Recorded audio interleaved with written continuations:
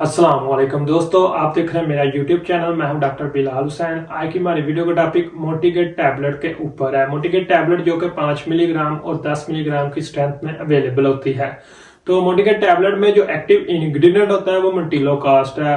Leukotriene agent के तौर पर मास्ट सेल पर असरअंदाज होता है। तो आज की वीडियो में हम इसको समझने की कोशिश करेंगे। तो जो लोग हमारे चैनल पर अभी नए चैनल को सब्सक्राइब कीजिए ताकि हमारी लेटेस्ट वीडियो आप तक पहुंचती रहे। तो बात करते हैं मंटिलोकास्ट के मैकेनिज्म ऑफ एक्शन की।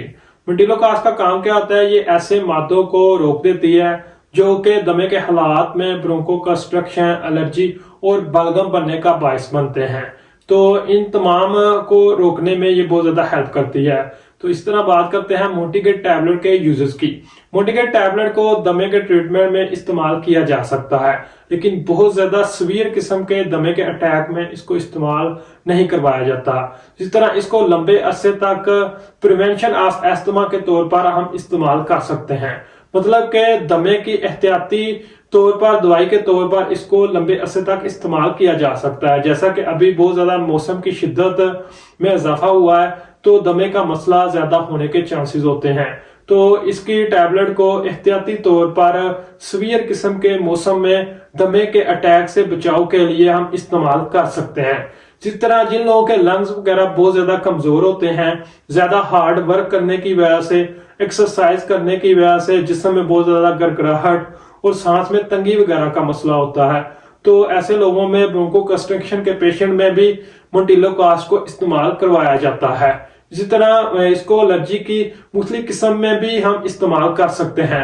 एलर्जी राइनाइटिस के पेशेंट में भी मोटिलोकास्ट को इस्तेमाल किया जा सकता है। किसी को स्टफी नोज, स्नीजिंग, इची नोज और रनी नोज वगैरह का मसला आ रहा है तो उन लोगों में मोटिलोकास्ट को इस्तेमाल किया जा सकता है। ये सीजनल एलर्जी में भी इस्तेमाल की जा सकती है और दूसरी एलर्जी की टाइप में भी इसको इस्तेमाल किया जा सकता है। जिस तरह मोटिलोकास्ट को और किसी को हाइव्स वगैरह का मसला है, चपाती वगैरह का मसला है, तो उन लोगों में भी इसको इस्तेमाल किया जा सकता है। तो यही थे इसके यूजेस। अब बात करते हैं इसकी डोज की। मोटिलोकास्ट की डोज जो होती है बच्चों में 5 मिलीग्राम तक इस्तेमाल की जा सकती है, लेकिन जो ज्यादा छोटे बच्चे होते हैं 2 से 5 साल की उम्र के, उनमें साशे फॉर्म में इसको इस्तेमाल करवाया जाता है। 6 से 14 साल की उम्र के बच्चों में टैबलेट 5 मिलीग्राम को इस्तेमाल किया जाता है। 15 साल से ऊपर वाले उम्र की बच्चों में 10 मिलीग्राम की टैबलेट को इस्तेमाल किया जाता है। मोटिलोकास्ट को दिन में ज्यादातर एक वक्त ही इस्तेमाल करवाया जाता है और रात के वक्त इसको इस्तेमाल करना ज्यादा बेहतर होता है।